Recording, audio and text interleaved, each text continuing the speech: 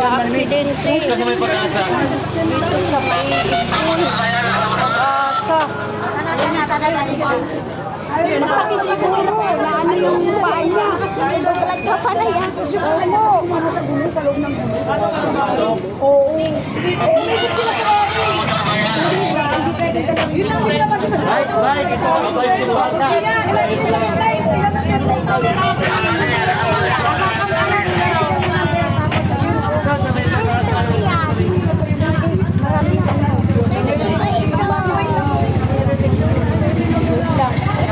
Barangay.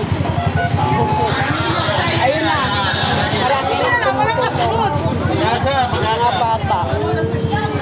Mahilig kasi mag-bike.